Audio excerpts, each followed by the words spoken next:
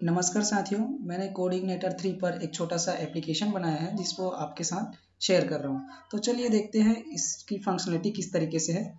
तो यहाँ पर मैंने एक कंपनी की एंट्री के लिए रजिस्ट्रेशन फॉर्म यहाँ पर बनाया हुआ है और कंपनी रजिस्टर कर लेता है तो उसके बाद वो अपने जो एम्प्लॉयज़ हैं उनकी वो एंट्री कर सकता है और एंट्री करके अपडेट कर सकता है, डिलीट कर सकता है और सारे रिकॉर्ड देख सकता है अपने एम्प्लॉय की। तो जितनी कंपनियाँ रहेगी तो उनके जो एम्प्लॉय रहेंगे, जो कंपनी ने एंट्री की है उसको उसी के एम्प्लॉय ही दिखेंगे। तो एक हम यहाँ पर एंट्री करते हैं और ये डेमो दिखाने के बाद मैं आपको पूरा कोडिंग भी बताऊंगा। तो यहाँ पर मैं एक कंपनी बनाता हूँ, गूगल करके बना लेते हैं। गूगल करके कंपनी है और यहाँ पर इसका ईमेल हम गूगल के नाम से ही डाल देते हैं, google@gmail.com।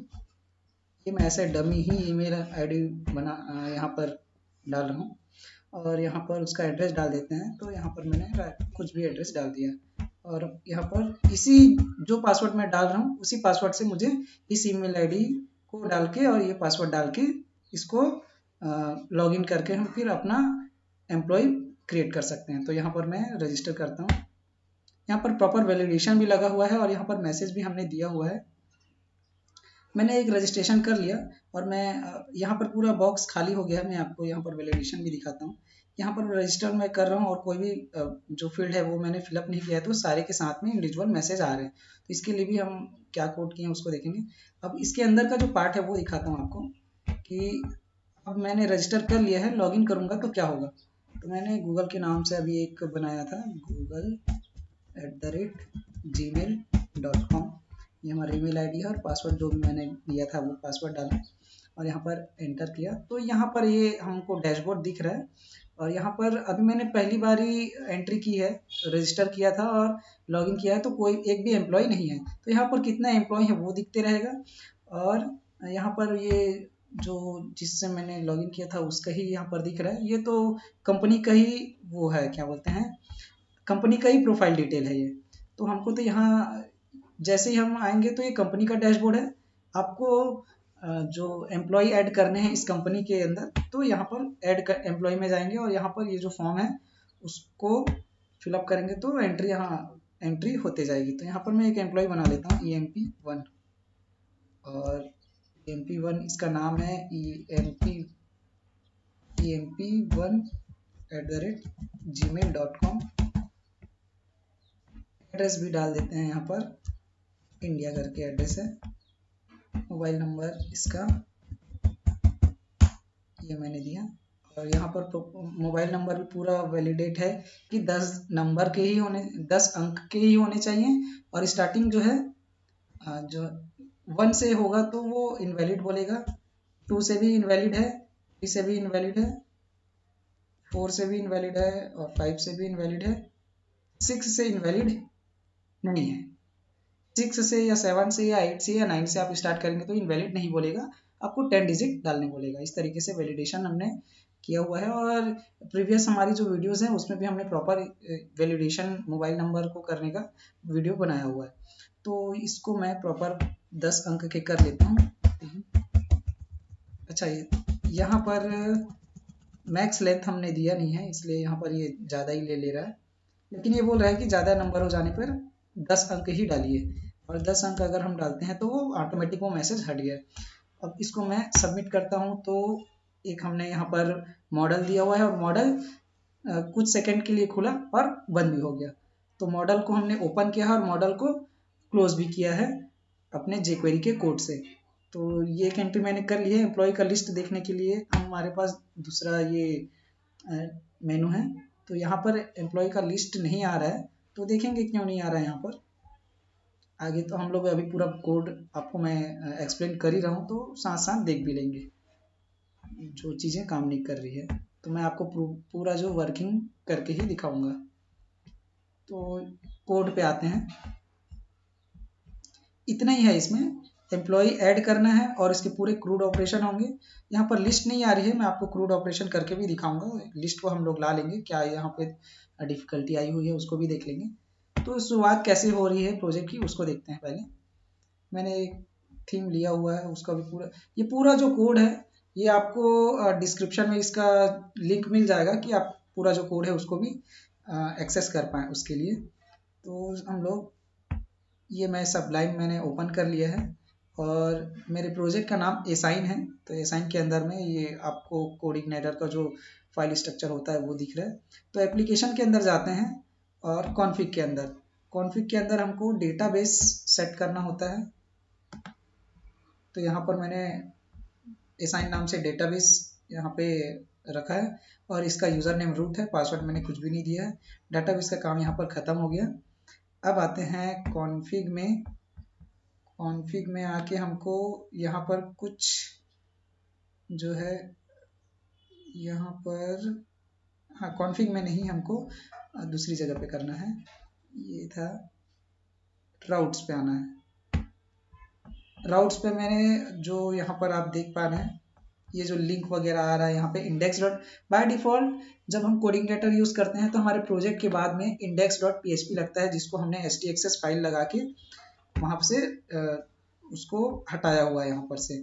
और ये जो पूरा यहाँ पर कंट्रोलर का नाम आना चाहिए था, लेकिन कंट्रोलर का नाम ना आके यहाँ पर डायरेक्ट आप एम्प्लॉय लिस्ट देख पा रहे हैं। वो उसका कारण जो है यहाँ पर हमने राउट की हुई है ये एम्प्लॉय लिस्ट। असल में ये कंपनी कंट्रोलर के अंदर में है और ये एक फंक्शन है, इसके अंदर में कंपनी लिस्ट लाने का कोड लिखा गया है।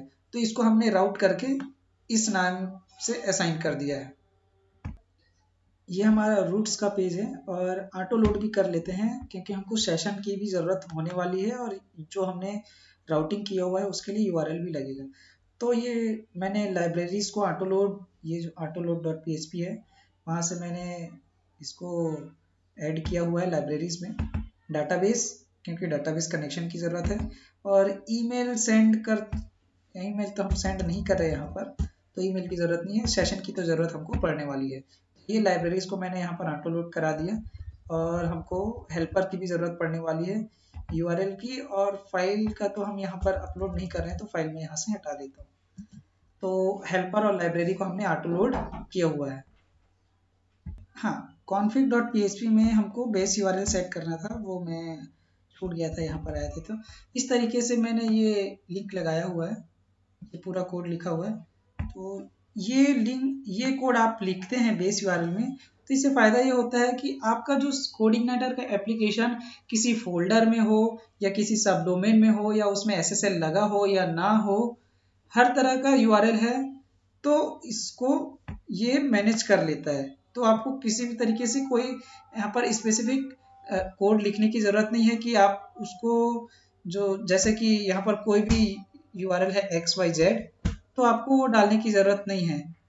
जो भी आपका यूआरएल में रहेगा वो यहाँ पर ले लेगा। इसको मैं सेव कर लेता हूँ।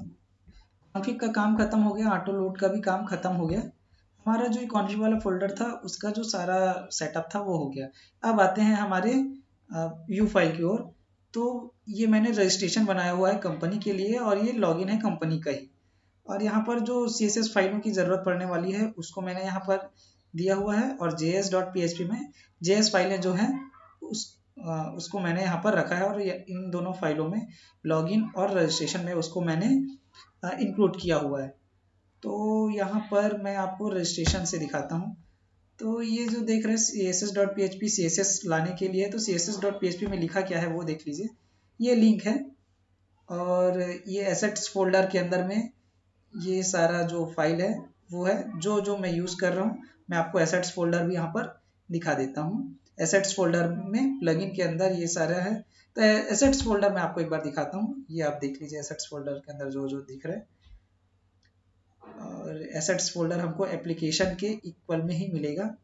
ये एसेट्स फोल्डर है और यहाँ पर मैंने CSS को ओपन किया तो CSS एसेट्स के अंदर में प्लगइन, एसेट्स के अंदर में प्लगइन है, ये प्लगइन्स हैं और प्लगइन्स के अंदर में बहुत सारे फोल्डर्स हैं, तो उनमें से ये चीज़ मिल जा रहा है, ठीक है।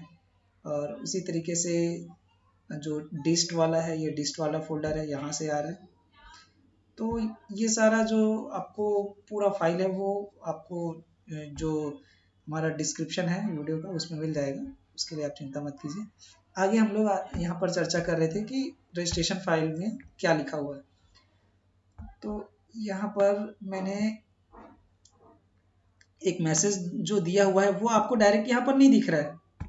यहाँ पर जब हम लॉग आउट करते हैं, लॉग आउट जब मैंने किया तो यहाँ पर जो मैसेज दिख रहा है सक्सेसफुल, जो भी मैसेज है यहाँ पर क्या लिखा है, सक्सेसफुली रजिस्टर्ड, ये मैसेज नहीं दिख रहा है।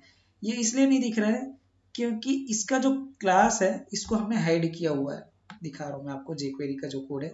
यहाँ पर मैंने jQuery का जो जावास्क्रिप्ट का जो कोड है वो स्टार्ट किया हुआ है, और ये js.php है, इसको मैंने यहाँ पर ये जो लिखा हुआ है व्यू के अंदर में ही है, js.php को यहाँ पर इंक्लूड किया हुआ है। यहाँ पर ये देख रहे हैं इस लाइन से वो जो मैसेज है सक्सेसफुली रजिस्टर्ड, ये वाला जो है ये नहीं दिख रहा है।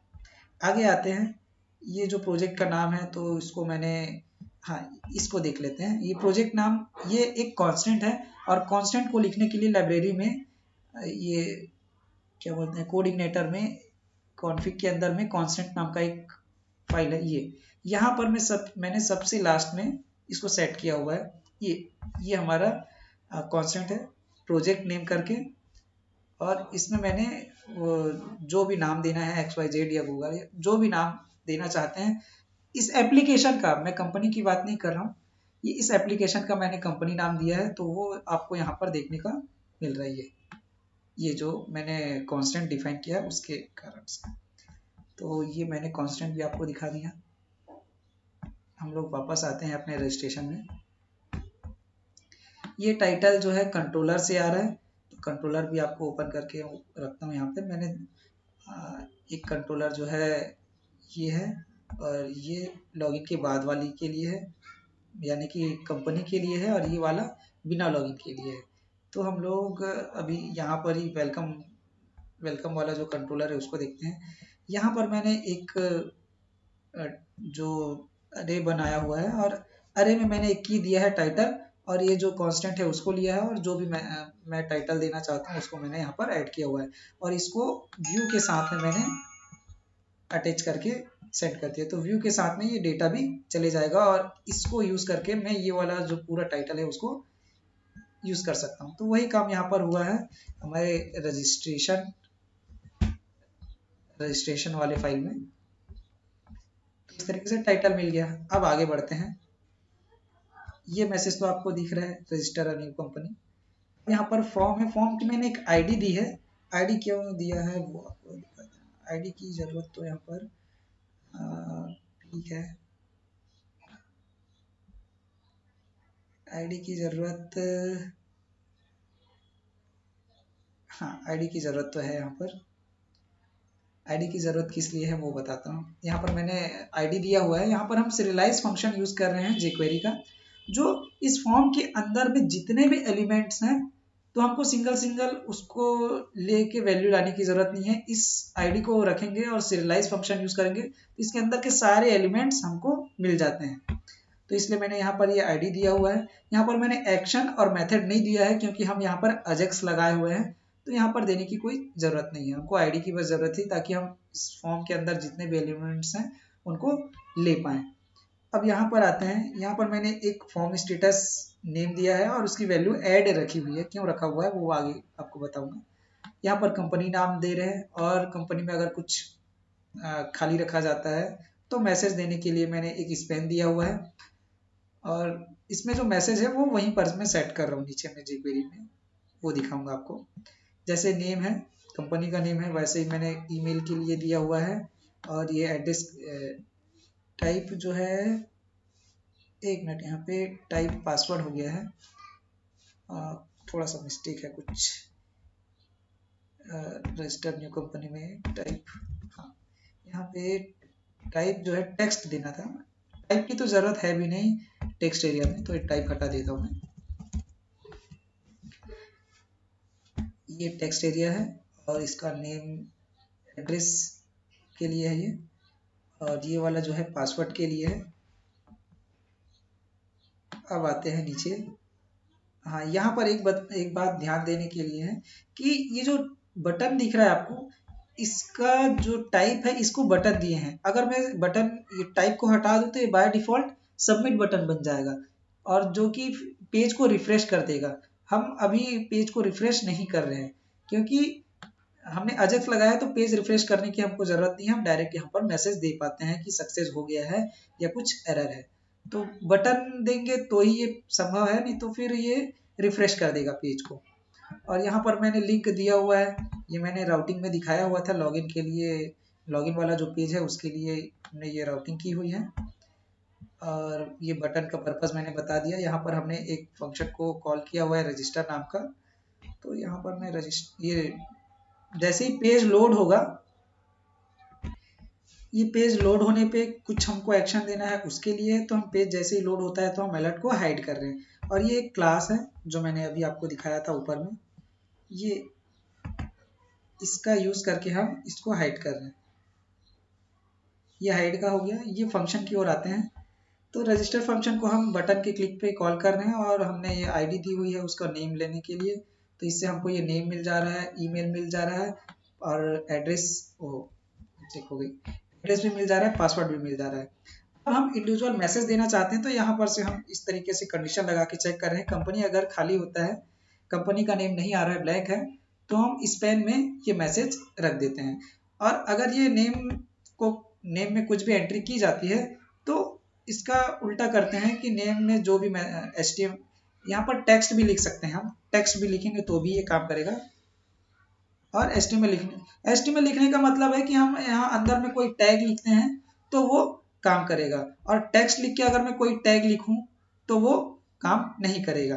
तो इसका अंतर यही है कि HTML जो है HTML टैग के लिए काम करता है और टेक्स्ट जो है केवल टेक्स्ट के लिए काम करता है। HTML टेक्स्ट और टैग दोनों के लिए काम करता है और टेक्स्ट जो है केवल टेक्स्ट के लिए काम करता है। तो ये अंतर हमने देख लिया। और जैसे ये नेम के लिए था, कंपनी नेम के लिए, वैसे ही ईमेल के लिए है। केवल यहाँ पर यही चेक कर रहे हैं कि ब्लैंक तो नहीं है।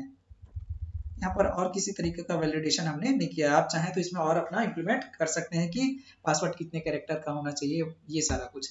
मेरा जो पर्पज़ है वो सिंपल आपको एक गाइडेंस है कि इस तरीके से यहाँ पर कर रहे हैं, और आप इसमें कुछ फीचर्स ऐड करना चाहें तो अपना कर सकते हैं। अब आगे बढ़ते हैं। वापस यहाँ पर हम चेक कर रहे हैं, ऊपर चेक करने के बावजूद वो तो हमने केवल मैसेज के लिए किया था। यहाँ पर हमको जो भी डेटा हमको मिला हुआ है उसको आगे भेजना है।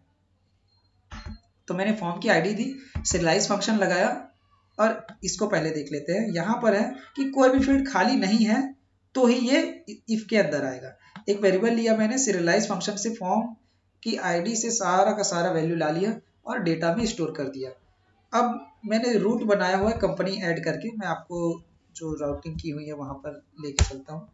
तो यहाँ पर आप देख पाएंगे कंपनी ऐड, ये कंपनी ऐड करके एक राउट मैंने बनाई हुई है। ये वेलकम कंट्रोलर के अंदर में मिलेगा, कंपनी _ऐड के नाम से। तो मैं आपको यहाँ पर दिखाता हूँ। ये कंपनी ऐड ये है। यहाँ पर क्या लिखा हुआ है, यहाँ पर ईमेल को चेक कर रहे हैं। पहले ईमेल की वैल्यू ला लिए और ईमेल को चेक कर रहे हैं कि ये ईमेल कंपनी वाले टेबल में पहले से है क्या।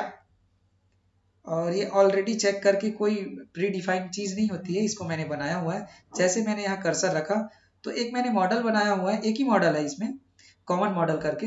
तो यहाँ पर मैंने क्लिक किया तो ये ऑलरेडी चेक करने का मैंने एक फंक्शन बनाया हुआ है कि यहाँ पर टेबल का नाम पास होके आएगा और यहाँ पे कंडीशन आएगा, और इस तरीके से वो उसको रिटर्न कर देगा जो भी रिजल्ट आ रहा है उसको। तो वही काम यहाँ पर हो रहा है। अगर मिलता है कितने रो मिल रहे हैं उसको हम यहाँ से, हमको इतने से हमको क्वेरी मिल रही है, और नम रोज लगा के मैं चेक कर रहा हूँ कि कितने रो मिल रहे हैं। अगर एक भी रो नहीं मिल रहा है तो फिर जो भी डेटा आया हुआ है उसको हम लोग आगे बढ़ाएंगे और उसको इंसर्ट या अपडेट जो भी करना है, यहाँ पर तो इंसर्ट ही करने का काम है, तो वो आगे होगा। तो ये इंसर्ट अपडेट जो है ये भी एक फंक्शन है मॉडल के अंदर, वो भी दिखाता हूँ आपको। तो ये मैंने बनाया हुआ है इंसर्ट और अपडेट दोनों के लिए।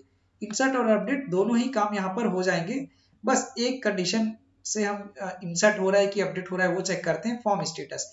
फॉर्म स्टेटस हम इधर अगर ऐड आता है तो ये इंसर्ट का काम करेगा, और फॉर्म स्टेटस में अगर ऐड नहीं आता है तो ये अपडेट का काम करेगा। इतना हो गया, और ये क्वेरी को रिटर्न कर देगा कि क्वेरी रन हुई है कि नहीं। अब अंदर की बात यहाँ पर आपको एक्सप्लेन करता हूँ। यहाँ पर जो भी टेबल पैरामीटर में आया है, अभी मैंने आपको दिखाया था ये यहाँ पर कि अरे जो है यहाँ पर टेबल का नाम है और ये खाली अरे जा रहा है और ये भी खाली अरे जा रहा है, ठीक है। तो यहाँ पर क्या हो रहा है देखिए, ये टेबल का नाम है, ये इसमें भी खाली अरे आ रहा है, इसमें भी खाली अरे आ रहा है, कोई कंडीशन नहीं है। अब ये डेटा करके एक वेरिएबल यहाँ पर है, ये वेयर करके एक वेरिएबल है। अब आगे क्या हो रहा है, वेयर का जो कंडीशन है वो आपको जो अपडेट करेंगे वहां पर मिलेगा, और डेटा तो दोनों के लिए, इंसर्ट और अपडेट दोनों के लिए रहेगा। अभी आगे कैसे काम कर रहा है ये बता रहा हूँ। टेबल है, टेबल का नाम मैंने यहाँ पर दिया, और ये फील्ड डाटा जो है प्री डिफाइंड फंक्शन है इसमें हमारे कोडिग्नेटर में, तो वो यूज कर रहे हैं। और इस टेबल में जितने भी फील्ड हैं सभी को ये ला लेगा, तो ये फील्ड्स हो गए। अब मैंने फॉर ईच लूप लगाई और यहाँ पर चेक कर रहे हैं इसमें एक प्राइमरी की है क्या, अगर प्राइमरी की है तो आगे बढ़ेगा। अब आगे बढ़ने के बाद उधर से हमने पोस्ट मेथड से भेजा हुआ है, तो इतना काम तो हमको करना ही होता है, लेकिन यहाँ पर क्या डालते हैं, फील्ड का नाम डालते हैं। तो ये जो फील्ड का नाम है वो इस लूप से आ जाएगा, ये देख पा रहे हैं आप, फील्ड का नाम आ जाएगा। अब इस फील्ड का नाम यहाँ पर जैसे कि कंपनी का नेम हो गया और एड्रेस हो गया, पासवर्ड हो गया, ये सारे फील्ड आएंगे। जितने भी फील्ड रहेंगे वो सारे के सारे आ जाएंगे इस टेबल के। आगे जाके क्या चेक हो रहा है, इसको हमने एक वैल्यू नाम के वेरिएबल में इंसर्ट किया है। अब यहाँ पर हम चेक कर रहे हैं कि जो भी ये वैल्यू है ये एम्प्टी है क्या, एम्प्टी अगर नहीं है तो ही इस कंडीशन में आएगा, नहीं तो फिर नहीं आएगा। उस वैल्यू को यहाँ पर खाली वैल्यू आएगी तो उसको इंसर्ट नहीं करेगा।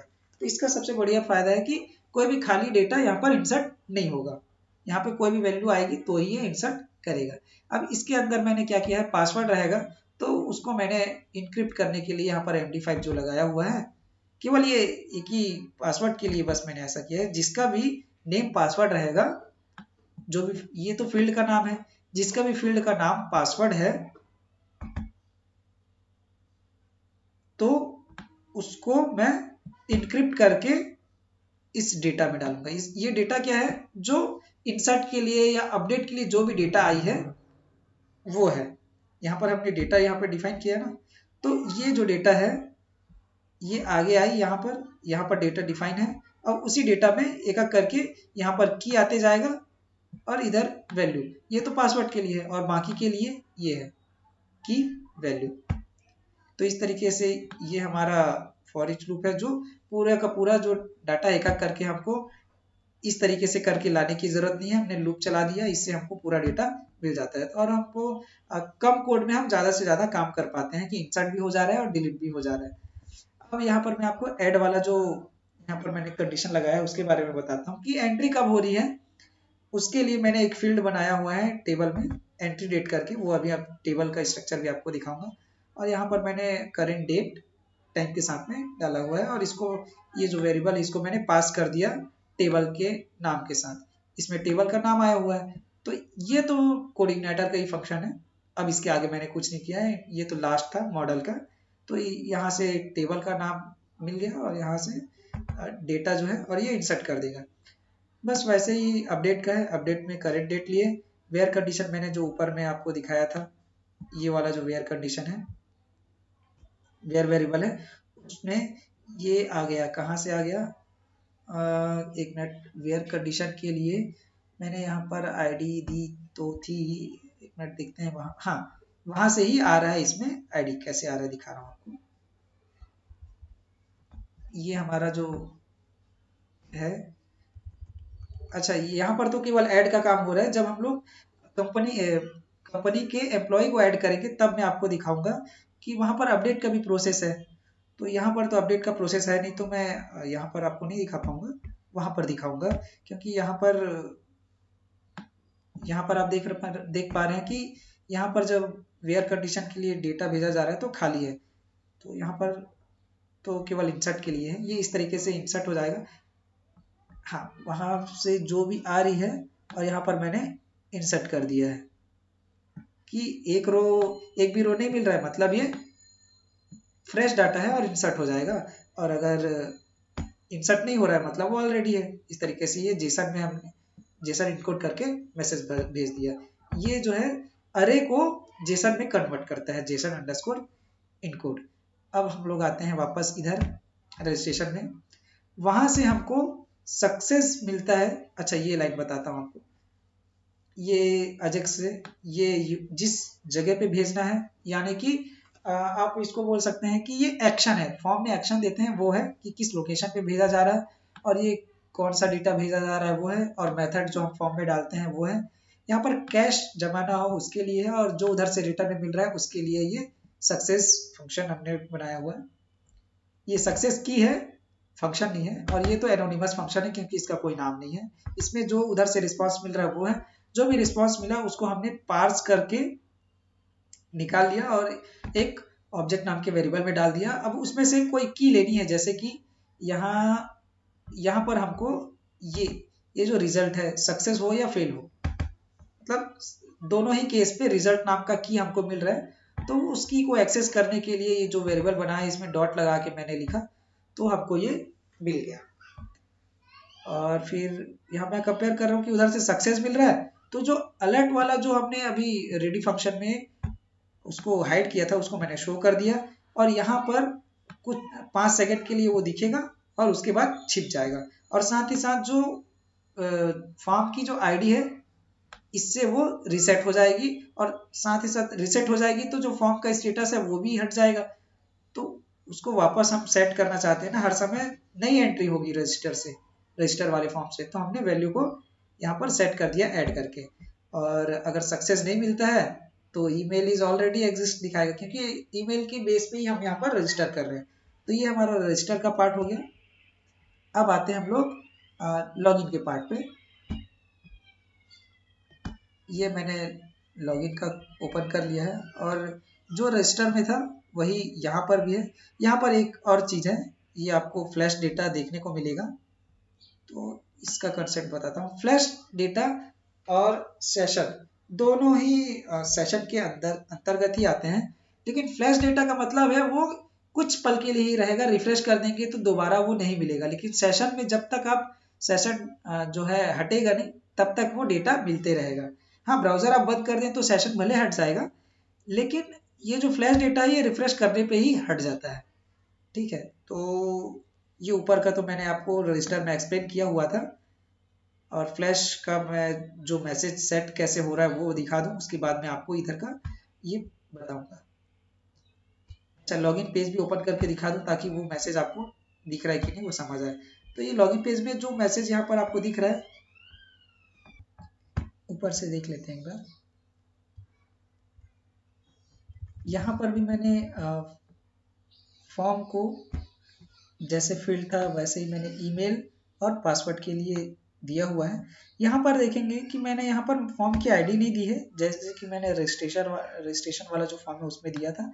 यहाँ पर मैं जो सिंपल फॉर्म को सबमिट करके आगे का प्रोसेस करते हैं वैसे ही मैंने किया हुआ है। यहाँ पर मैंने एक्शन दिया है और मेथड भी दिया है और लॉगिन सबमिट।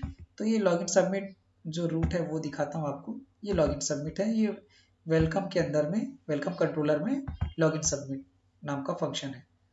तो लॉगिन सबमिट जो फंक्शन है उसको भी दिखाता हूँ आपको। यहाँ पर आपको लॉगिन सबमिट मिल जाएगा, लॉगिन सबमिट है। यहाँ पर ईमेल आएगा और जो पासवर्ड आ रहा है उसको हम MD5 में एनक्रिप्ट कर लेंगे, और ये दो बार हो गया है। यहाँ पर वैलिडेट कर रहे हैं कि ये ऑलरेडी है या नहीं, ऑलरेडी होना चाहिए इसको। तो ऑलरेडी चेक वाला जो मैंने इससे पहले दिखाया हुआ था वही वाला ही मैंने यूज किया है। और यहाँ पर चेक कर रहे हैं कितना रो मिल रहा है, एक रो मिलना ही चाहिए, एक रो नहीं मिल रहा है मतलब ये इनवैलिड है, हमारे डाटाबेस में अवेलेबल नहीं है।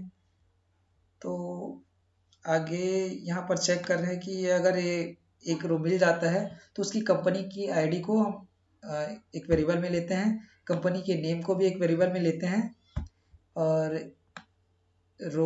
एक रो जो मिल रहा है उसमें से वैल्यू निकालने का तरीका ये है, रो और यहाँ पर तीर का निशान लगा के फील्ड का नाम।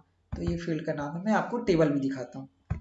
तो यहाँ पे हमारा कंपनी नाम का टेबल है, ये एक असाइन नाम का डाटाबेस है, और कंपनी नाम का ये टेबल है। टेबल में ये कंपनी आईडी है, कंपनी नेम है, ईमेल है, एड्रेस है, पासवर्ड है और एंट्री डेट और अपडेटेड डेट है। ठीक है। और ये ऑटो इंक्रीमेंट प्राइमरी की है, इंटीजर है, ये टेक्स्ट है, कंपनी नेम। स्ट्रक्चर से दिखाता हूँ आपको।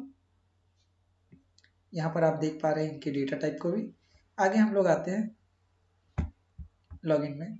यहाँ पर किसी तरीके का अजेक्स मैंने नहीं लगाया है, तो मैं यहाँ पर जो रिक्वायर्ड हम लोग लगाते हैं फॉर्म में, वो मैंने HTML का लगाया हुआ है, जिस वजह से ये खाली रहने पर ये इसमें कुछ बोल रहा है कि आपको जो है यहाँ पर डेटा फिलअप करना है। तो यहाँ पर मैं डेटा फिलअप करता हूँ और पासवर्ड भी यहाँ पर जो पासवर्ड था वो ये लॉगिन हो जा रहा है और एक आईडी मैंने लगाया हुआ है, तो ये लॉगिन आपको दिखाता हूँ। यहाँ पर ये हो गया। हाँ, और अगर गलत है तो क्या होगा, और ये तो लिंक है रजिस्ट्रेशन वाले पेज में जाने के लिए, और बाकी नीचे ऐसा कुछ भी नहीं है। नीचे का भी दिखा देता हूँ आपको। ये देख रहे हैं यहाँ पर सबमिट बटन है, और इससे पहले हमने रजिस्ट्रेशन वाले में बटन का जो टाइप था वो बटन ही था। नीचे दिखाता हूँ आपको। यहाँ पर जो अलर्ट है उसके लिए बस मैंने jQuery लगाई हुई है, और अजेक्स वाला कोई फंक्शन अजेक्स यहाँ पर यूज ही नहीं किया है। ये जो मैसेज आपको दिख रहा है ना ऊपर में मैंने जो लगाया हुआ है, उसी के लिए है कि यहाँ पर ये अलर्ट है। ऐसे तो मैंने कंडीशन यहाँ पर दिया हुआ है कि यहाँ पर फ्लैश डेटा जो आएगा तभी ये दिखेगा करके, फिर मैंने ये लगाया हुआ है। चलो आगे आपको ये मैसेज भी दिखाता हूँ कि किस तरीके से आता है। यहाँ से मैं लॉग आउट कर लेता हूँ और यहाँ पर मैं कुछ भी गलत एंटर करके देखता हूँ। कुछ भी पासवर्ड मैंने डाला और यहाँ पर ये जो आ रहा है ये फ्लैश मैसेज है, और मैंने आपको बताया था फ्लैश मैसेज के बारे में। मैंने रिफ्रेश किया तो वो फ्लैश मैसेज हट गया। फ्लैश मैसेज कुछ एक ही बार के लिए आता है, रिफ्रेश करेंगे तो वो गायब हो जाता है। अगर वो सेशन में होता तो रिफ्रेश करने पर भी नहीं हटता।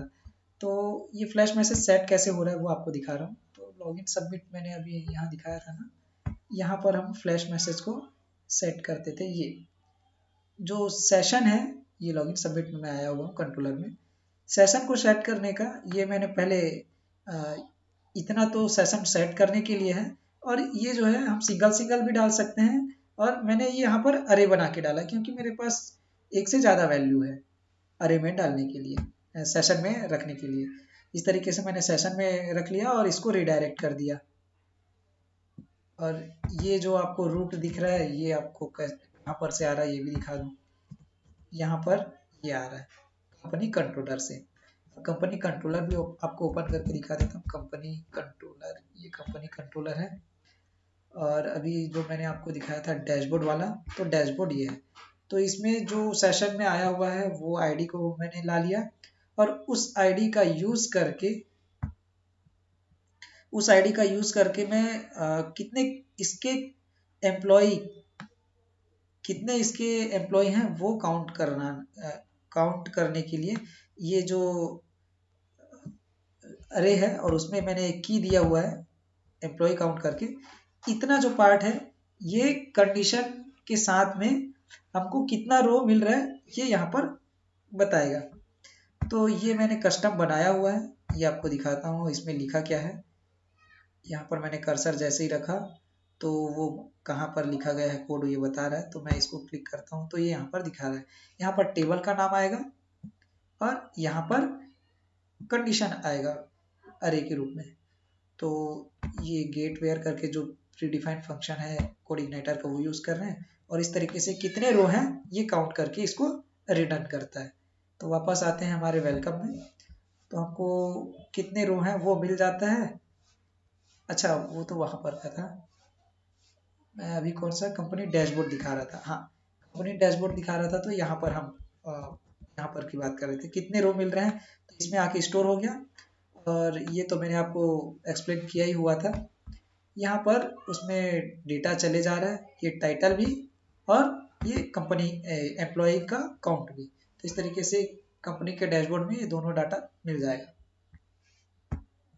अब ये एल्स वाला कंडीशन आपको बताता हूँ जो फ्लैश सेट हो रहा है, सेम है ये, यहाँ पर की डाल रहे हैं और यहाँ पर मैसेज डाल रहे हैं और इसको रिडायरेक्ट कर दिए लॉगिन वाले रूट पे। तो इस तरीके से लॉगिन सबमिट हो गया। अब आते हैं हम लोग कंपनी डैशबोर्ड में। तो कंपनी डैशबोर्ड में आते हैं तो यहाँ पर पहले ओपन तो कर लें, मैंने गूगल के नाम से बनाया था। तो ये 1 2 3 4। अब यहाँ पर ये प्रोफाइल है, इसको आप चेंज करना चाहे तो चेंज कर सकते हैं। तो चेंज करने के लिए यहाँ जैसे मैं यूपीडी लिखता हूँ और ये अपडेट होता है कि नहीं, सक्सेसफुली अपडेटेड आ रहा है। अब इसका मैं आपको दिखाता हूँ, कंपनी डैशबोर्ड वाला व्यू पहले ओपन कर लेते हैं। तो इसके लिए मैंने कंपनी नाम का फोल्डर बनाया हुआ है व्यू के अंदर में, वहाँ पर आपको ये सारा जो फाइल है वो मिलेगा। और मैंने अलग अलग इसको फाइलों में बांटा हुआ है, जैसे कि ये साइड बार है, ये साइड बार एरिया है जो साइड में दिख रहा है, और ये जो लॉगआउट वाला जो आपको ये सेक्शन दिख रहा है ये न्यू बार है, और ये वाला तो अपना मेन कंटेंट एरिया है। और नीचे मैं आपको दिखाता हूँ, एक मिनट, यहाँ पे थोड़ा सा नीचे में जो यहाँ पर देख पा रहे हैं आप, ये कॉपीराइट जो मैसेज लिखा है ये फुटर का पेज है। तो यहाँ पर आपको एक एक फाइलों को दिखा देता हूँ, जैसे कि मैंने साइड बार बताया, तो साइड बार में ये पूरा कोड है और इससे तो आप परिचित हैं ही, जो हमने अभी कुछ समय पहले देखा था। और ये सेशन से जो नेम आ रहा है उसके लिए है, और ये डैशबोर्ड का लिंक है, और इस यहाँ पर सारे मेनूज हैं, साइड बार में जो मेनूज हैं वो हैं। तो इस तरीके से आप ये ऐड एम्प्लॉय के लिए है, ये एम्प्लॉय के लिस्ट के लिए है, और एक चीज़ और था ऊपर में, हाँ, दो चीज़ें हैं, एम्प्लॉय के लिए है और लिस्ट के लिए, एम्प्लॉय की लिस्ट के लिए है। न्यू बार में आपको लॉगआउट मिलेगा ये, और बाकी कुछ नहीं है, बाकी सब खाली है। फुटर में ये कॉपीराइट वाला मैसेज है और ये हमारा कांस्टेंट है। अब आते हैं हमारे डैशबोर्ड में, कंपनी डैशबोर्ड में क्या है, तो इससे आप परिचित हैं ही। नीचे यहाँ पर मैंने न्यू बार को इंक्लूड किया हुआ है और यहाँ पर साइड बार को इंक्लूड किया हुआ है। देखते हैं आगे, यहाँ पर कंपनी डैशबोर्ड का हेडिंग है, यहाँ पर मैंने कार्ड लिया हुआ है, और कार्ड में ये आप जो देख पा रहे हैं ये कार्ड है एक, ये बूटस्ट्रैप 4 का फीचर है। यहाँ पर ये वैल्यूज, यहाँ पर ये फॉर्म का एलिमेंट है, लेकिन यहाँ पर कहीं पर वैल्यू करके नहीं लिखा है, लेकिन और यहाँ पर आप देख पा रहे हैं यहाँ पर तो वैल्यू सेट है, ये आ रहा है अजेक्स से, ये हाँ अजेक्स से उधर से आ रहा है, हमने अजेक्स लगाया हुआ है, वो नीचे दिखा रहा हूँ आपको, रेडी फंक्शन है, और जो भी डेटा है उसको लाना है। तो यहाँ पर मैंने अजेक्स लाया हुआ है, कंपनी एडिट डेटा, ये रूट है, ये रूट आपको दिखाता हूँ यहाँ पे, ये आपको रूट में मिल जाएगा, ये मैंने फाइंड किया। कंपनी कंट्रोलर के अंदर में कंपनी एडिट डाटा करके है, तो कंपनी कंट्रोलर में आपको ये भी दिखा देता हूँ, ये आप देख पा रहे हैं। सेशन में कंपनी का आईडी है, उसको मैंने निकाला, और लिस्ट लाना है मुझे जितना भी डाटा है उसका, तो इसको मैंने वेयर कंडीशन में रखा, और ये मेरा कस्टम बनाया हुआ फंक्शन है, उसको भी दिखाता हूँ कि उसमें क्या लिखा है। कुछ नहीं लिखा है, यहाँ पर एक टेबल का जो टेबल का नाम यहाँ पर आ जाएगा, यहाँ पर वेयर कंडीशन आ जाएगा, और इस जो भी क्वेरी है उसको रन करके, या रन हो रहा है या नहीं हो रहा है वो इसको रिटर्न कर देगा, बस इतना ही यहाँ पर हो रहा है। तो वापस आते हैं हमारे कंपनी कंट्रोलर में। अब जो भी डाटा मिला है वो इस क्वेरी में है, क्वेरी रन हुआ है कि नहीं, क्वेरी रन होती है तो ये मैंने फॉर ईच लूप लगा के पूरा डाटा ले लिया, कहाँ पर, इसके अंदर, और इसको जेसन में भेज दिया, और यहाँ पर एक की भी दे दिया सक्सेस करके, और डाटा के अंदर में सारा डेटा चले जाएगा। उस डाटा को कैसे निकाल रहे हैं वो देखते हैं यहाँ पर। तो यहाँ पर मैंने डॉलर ईच फंक्शन, यहाँ पर ईच लूप जो है वो लगाया हुआ है। तो ईच लूप क्या कर रहा है, हमने यहाँ पर देखा ना डेटा करके, ये इस डेटा के अंदर सारा डेटा है जो हमको डाटाबेस से मिल रहा है, और ये तो मैंने कस्टम यहाँ पर लिखा हुआ है वो है।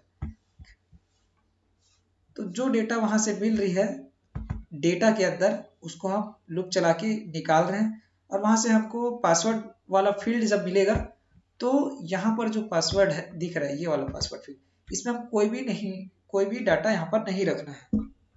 क्यों नहीं रखना है? क्योंकि अगर यहाँ पर डेटा रखेंगे तो फिर बार बार हम पासवर्ड को अपडेट नहीं कराएंगे।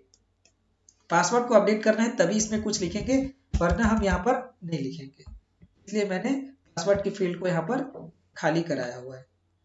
यहाँ पर आपको की मिलता है और यहाँ पर वैल्यू मिलता है।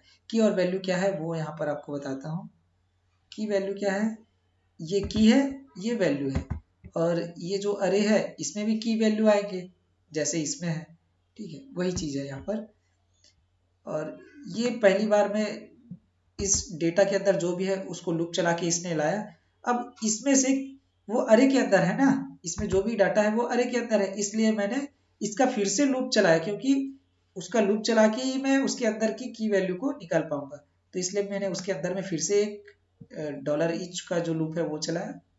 और उसके अंदर में फिर यहाँ पर आपको की मिलता है, तो हम यहाँ चेक करा रहे हैं। यहाँ पर जो की आ रहा है वो उसका नाम वो पासवर्ड से मैच हो रहा है क्या, पासवर्ड नाम का कोई की आ रहा है क्या? अगर आता है तो पासवर्ड वाला जो आईडी है जिसका भी, उसको उसकी वैल्यू को ब्लैंक सेट करनी है और बाकी चीज़ों की वैल्यू उसके आईडी पे सेट हो जाएगी ऑटोमेटिक। तो इस तरीके से ये वैल्यू आप यहाँ पर देख पा रहे हैं, यहाँ पर जो आ रही है। और ये वाली जो पासवर्ड का जो फील्ड है वो ब्लैंक आ रहा है इसलिए। और अपडेट करते हैं तो अपडेट का जो फंक्शन है, क्या फंक्शन कॉल हुआ है नीचे में, ये वाला फंक्शन अपडेट कंपनी डाटा, ये फंक्शन कॉल हुआ है। तो यहाँ पर वो जो सारे फील्ड है उसका वैल्यू आ गया। यहाँ पर चेक करा रहे हैं कि सभी ब्लैंक नहीं होने चाहिए, और ब्लैंक नहीं है तो यहाँ पर मैं आपको आईडी भी दिखा देता हूँ फॉर्म का। ये फॉर्म की आईडी है। तो जैसा हमने रजिस्टर के टाइप किया था सेम वैसा ही कर रहे हैं यहाँ पर, और पूरा डाटा यहाँ पर भेजा जा रहा है अजेक्स से। और उधर से सक्सेस मिलता है तो ये सक्सेस वाला काम करेगा इफ कंडीशन, और नहीं मिलता है तो ये वाला काम करेगा। और दोनों में ही मैसेज दिखाने का काम हो रहा है। ये इस आईडी का कोई मॉडल है, मॉडल दिखाता हूँ आपको। ये नीचे में मैंने मॉडल बनाया हुआ है। मॉडल में कुछ भी नहीं है, यहाँ पर रिस्पॉन्स मैसेज करके मैंने स्टैटिक यहाँ पर मैसेज लिखा हुआ है, और कोई भी मैसेज नहीं है। जो भी मैसेज है इसके अंदर आता है, और ये क्लास है और इसी में हम मैसेज सेट करते हैं। कैसे करते हैं वो दिखा रहा हूँ आपको। ये मैंने क्लास को लेने के लिए डॉट लगाया जाता है, आईडी के लिए हैश लगाया जाता है। तो मॉडल का आईडी है तो मैंने हैश लगा के मॉडल को शो किया है, और फिर जो मॉडल का जो बॉडी है उसमें मैसेज सेट किया है। यहाँ पर आप टेक्स्ट लिख के भी कर सकते हैं। और फिर वो जो मॉडल है वो 2 सेकंड के लिए दिखेगा और फिर वो गायब हो जाएगा, ये हाइड हो जाएगा 2 सेकंड के बाद। यहाँ पर मैंने उसको शो किया और 2 सेकंड के बाद वो हाइड हो जाएगा। वही काम यहाँ पर हो रहा है। मॉडल को पहले शो किया जा रहा है, उसमें मैसेज सेट किया जा रहा है और उसको हाइड किया जा रहा है। सक्सेस आ रहा है तो वो उसमें मैसेज सक्सेसफुली वाला रहेगा, और सक्सेस नहीं आ रहा है तो समथिंग वेंट रॉन्ग, ये वाला मैसेज रहेगा। और ये वाला जो केस है, ये अगर 166 नंबर में जो लिखा हुआ है कि कंपनी नेम ईमेल एड्रेस खाली नहीं रहना चाहिए, खाली है मैसेज तो वहां पर दिखेगा ही दिखेगा। और ये वाला मॉडल भी इसे आप खोल रहे हैं और मैसेज दे रहे हैं और हटा भी रहे हैं। तो इस तरीके से हमारा ये कंपनी का डैशबोर्ड है। अब आते हैं हम लोग एम्प्लॉय सेक्शन पे। अच्छा, मैंने आपको ये अपडेट वाला नहीं दिखाया है, अपडेट वाला भी दिखा देता हूँ, क्योंकि रजिस्टर के टाइम आपको मैंने अपडेट नहीं दिखाया था। यहाँ पर आपको अपडेट दिखाता हूँ कि अपडेट किस तरीके से हो रहा है। मैं ये कंपनी अपडेट वाला जो रूट है वहां पर लेके चलता हूँ आपको। ये कंपनी कंट्रोलर में आता हूँ और यहाँ पर कंपनी अपडेट, यहाँ पर आपको देखने का मिलेगा ये इंसर्ट अपडेट वाला फंक्शन। मैंने आपको इससे पहले भी दिखाया था वेलकम वाले कंट्रोलर में। यहाँ पर अब ये वाला तो खाली जाता ही था, ये कंपनी टेबल का नाम है, ये यहाँ पर डेटा रहता है, और ये वेयर कंडीशन के लिए होता है। तो वेयर कंडीशन इससे पहले खाली जाता था, लेकिन अभी हमने सेशन से निकाल लिया आईडी कंपनी का, और उसको हम वेयर कंडीशन में इस तरीके से भेज रहे हैं। और बाकी का प्रोसेस मैंने आपको यहाँ पर दिखाया हुआ है कि किस तरीके से होता है यहाँ का काम। ठीक है, आते हैं वापस हम लोग अपने ये वाले सेक्शन में, ऐड एम्प्लॉय में। तो ऐड एम्प्लॉय करते हैं, तो ऐड एम्प्लॉय वाला जो एम्प्लॉय, ऐड एम्प्लॉय, ये है ऐड एम्प्लॉय। ऊपर का चीज आप पहले से जान नहीं रहे हैं। आगे बढ़ते हैं हम लोग। यहाँ पर फॉर्म का मैंने आईडी दिया हुआ है और यहाँ पर कुछ फील्ड मैंने हिडन में रखा हुआ है, जैसे कि रजिस्ट्रेशन में भी मैंने फॉर्म स्टेटस दिया हुआ था ऐड करके, तो यहाँ पर भी मैंने वैसा ही दिया हुआ है और यहाँ पर आईडी भी दी हुई है। और हाँ, मेरे को फॉर्म जो है उसको अपडेट भी करना है, तो मेरे को एक कंपनी जो एम्प्लॉय है उसका यहाँ पर डेटा है, तो एम्प्लॉय की आईडी को मैं हिडन में रखूंगा। जब एडिट करेंगे तो मेरे को एम्प्लॉय आईडी मिलेगी, इसलिए मैंने इसको हिडन में रखा हुआ है। और कंपनी, क्योंकि अलग अलग कंपनी के अलग कंपनी वाइज इसमें एम्प्लॉय ऐड होंगे ना, तो कंपनी की आईडी भी चाहिए एम्प्लॉय को ऐड करते समय। तो इसको मैंने जब लॉगिन किया है तो उसका जो कंपनी लॉगिन है उसका सेशन में तो डेटा है ना, तो यहाँ से मैंने इसको ला लिया है वैल्यू को। और यहाँ पर एम्प्लॉय का नाम ऐड करने के लिए और बाकी जो मैसेज वगैरह देने के लिए मैंने आपको इसमें बताया था वैसे ही है। यहाँ पर आपको नेम है, ईमेल आईडी है, एड्रेस है और मोबाइल नंबर है, इतना ही चीज़ है। और यहाँ पर मैंने फंक्शन कॉल किया है ऐड अपडेट एम्प्लॉय डेटा, तो इसमें ऐड भी होगा और अपडेट भी होगा। यहाँ पर हम लोग आगे देखते हैं, ऐड कर लो पहले। यहाँ पर मैंने वैल्यू निकाली और चेक कर रहा हूँ कि इंडिविजुअल मैसेज मुझे देना है नेम के लिए, ईमेल के लिए, एड्रेस के लिए, तो मैं यहाँ पर दे रहा हूँ। हाँ, यहाँ पर आप देख पा रहे हैं मोबाइल वैलिडेशन के लिए मैंने कुछ अलग ही किया हुआ है, बाकी तीनों के लिए तो एक जैसे है, लेकिन मोबाइल वैलिडेशन के लिए अलग है। उसके लिए वैलिडेशन मैंने अलग बनाया हुआ है, तो यहाँ पर आपको दिखा रहा हूँ, ये व्यू में है ऐड एम्प्लॉय।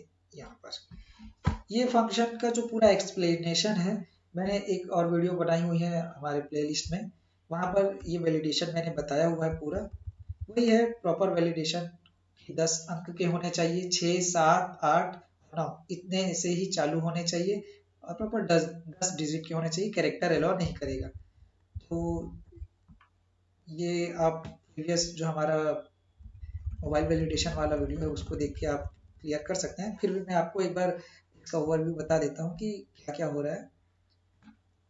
वैल्यू को ली जा रही है, यहाँ पर पैटर्न चेक किया जा रहा है कि यहाँ पर नंबर ही आने चाहिए और इसको अगर फॉलो नहीं कर रहा है तो वो इनवैलिड है और उस बॉक्स को खाली कर दिया जाएगा और उसी पे वापस फोकस किया जाएगा, यही बोला जा रहा है। और 3 नंबरों से चालू होना चाहिए। स्टार्ट विथ फंक्शन हमने जावास्क्रिप्ट का लगाया हुआ है और एक फ्लैग लिया हुआ है ओके नंबर करके, और अगर इनको फॉलो करता है तो वो सेट होगा 1 और नहीं फॉलो करता है तो 0 होगा। और 0 है उसका मतलब है कि इनवैलिड नंबर है। और यहाँ पर फ्लैग को हमने फॉल्स कर दिया है, ऊपर में हमने फ्लैग लिया हुआ है, यहाँ पर ट्रू करके लिया हुआ है, ये फॉल्स करके ही लिया हुआ है। ये जब सही रहेगा तो ट्रू हो जाएगा, सही रहेगा, मोबाइल नंबर प्रॉपर है और उसका लेंथ भी 10 है तो ये ट्रू हो जाएगा। इस तरीके से ये ट्रू है या फॉल्स, ये फ्लैग को ही ये उधर भेजेगा। तो यहाँ पर हम चेक कर लेंगे, जहाँ पर हम ये ऐड एम्प्लॉय कर रहे हैं यहाँ पर मैंने ये कंडीशन लगाई है कि ट्रू होना चाहिए। ट्रू होगा तो मोबाइल नंबर वैलिडेट हो गया और बाकी के लिए तो हमने यहाँ पर देखा ही हुआ है। इस तरीके से इसमें पूरा डेटा आ गया और अजेक्स से हम इस डेटा को भेज रहे हैं। तो ये पूरा तो मैंने बताया हुआ था। उधर से ये जो जेसन आ रही है उसको मैंने एक वेरिएबल में लिया, सक्सेस आ रहा है। तो ये यहाँ पर आपको नया देखने को मिलेगा, लोकल स्टोरेज में मैंने एम्प्लॉय की ऐड की हुई है। ये एक सेशन की तरह ही है लेकिन ये ब्राउजर में होता है और ये ब्राउजर को आप बंद भी कर देंगे तो भी ये खत्म नहीं होता है, जब तक कि आप इसको हटाएंगे नहीं तब तक ये नहीं हटता है। जैसा कि मैंने बोला अभी, ये सेशन की तरह है, लेकिन सेशन जब ब्राउजर को बंद करें तो वो सेशन खत्म हो जाता है। और ये सेशन की तरह है लेकिन ये ब्राउजर को बंद करने से खत्म नहीं होता, जब तक आप स्टोरेज से इसको हटाएंगे नहीं तब तक ये नहीं हटेगा। और ये तो फॉर्म रिसेट करने के लिए है और वापस हम फॉर्म स्टेटस में ऐड वैल्यू सेट कर रहे हैं। और ये जो टेक्स्ट है, ये यहाँ पर वाला जो टेक्स्ट है, ये वाला टेक्स्ट चेंज होता है। ये वाला जो टेक्स्ट है, अच्छा ये वाला टेक्स्ट है ऐड एम्प्लॉय। और अभी जब हम अपडेट करेंगे तो आप देखेंगे कि यहाँ पर ये अपडेट एम्प्लॉय लिखा होगा, यही वाला पेज यही रहेगी और टेक्स्ट चेंज हो जाएगा। आपको करके दिखाऊंगा अभी।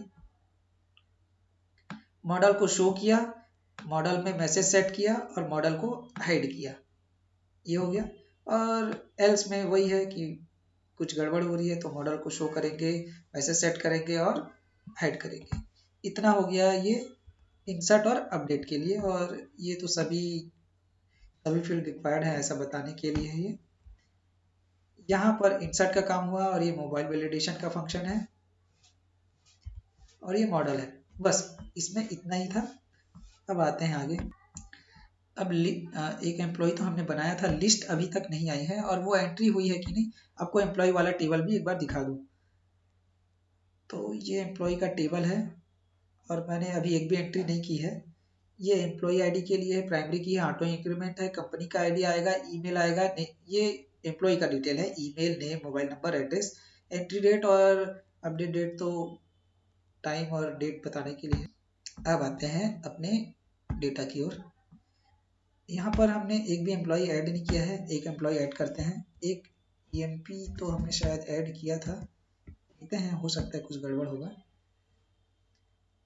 यहाँ पर मैं एम्प्लॉय आईडी डालता हूँ, emp1 करते हैं, emp1@gmail.com। हाँ मैंने एक ऐड किया था लेकिन वो लिस्ट में नहीं आई क्योंकि वो इंसर्ट भी नहीं हो पाया था किसी कारण से। तो उसको भी देखते हैं कि क्यों नहीं हुआ। यहाँ पर मैंने रायपुर ही डाला, यहाँ पर कोई भी नंबर मैं ऐड कर देता हूँ और यहाँ पर इंस्पेक्ट एलिमेंट करता हूँ क्योंकि वो ऐड हुआ कि नहीं ये भी तो हमको पता चले और रिक्वेस्ट में क्या जा रही है और रिस्पांस में क्या आ रहा है वो भी हम देख पाए। तो यहाँ पर मैं कंसोल में रखता हूँ और सबमिट करता हूँ। अगर कोई जावास्क्रिप्ट का एरर हो तो वो दिखे। सक्सेसफुली आ रहा है तो नेटवर्क में जाते हैं और देखते हैं। यहाँ पर भी स्टेटस 200 आ रहा है, मतलब सब चीज़ सही है। यहाँ पर देखते हैं रिक्वेस्ट में क्या जा रही है, प्रॉपर जा रहा है सब चीज़। रिस्पांस में क्या आ रहा है, रिस्पांस में भी सक्सेस आ रहा है, ठीक है। यहाँ पर तो सब सही है। डाटाबेस में ये वैल्यू आई कि नहीं, डाटाबेस में ये वैल्यू आ गई है emp1 और पूरा डाटा आ गया है। शायद उस समय नहीं आया था। हाँ ये भी एम्प्लॉय लिस्ट आ गया है, ठीक है। तो जो मैंने डाटा वहाँ पर इंसर्ट किया था वो डाटा यहाँ पर आ गया है, प्रॉपर आ रहा है। अब इसको मैं अपडेट करके दिखाता हूँ।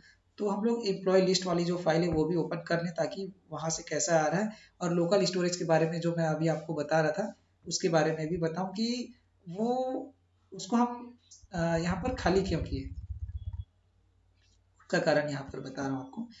ये जो है इसकी वैल्यू मैंने सेट की थी। मैंने अभी आपको बताया ना कि ये ब्राउज़र को बंद कर दें तो भी ये खाली नहीं होता है। अब कितने दिनों बाद एक बार सेट हो गया है और आप हफ्ते भर के बाद या महीने भर के बाद भी खोलेंगे तो भी ये डेटा उसमें रहेगा ही रहेगा। उसको खाली करने के लिए आपको ऐसा खाली करना ही पड़ेगा। तो ये खाली हो रहा है लेकिन इसमें वैल्यू सेट कहाँ पर की गई है वो दिखा रहा हूँ आपको। एम्प्लॉय लिस्ट मैंने ओपन किया, जो यहाँ पर अभी आपको दिखा रहा था ये एम्प्लॉय लिस्ट है। इसमें ये लिस्ट लाने के लिए क्या किया है मैंने वो दिखा रहा हूँ। लिस्ट लाने के लिए ये मैंने एक आईडी जो बनाई हुई है उसमें डेटा सेट कर रहा हूँ डायनेमिकली jQuery का यूज करके। यहाँ पर एक फंक्शन को मैंने कॉल किया है employee underscore list underscore data.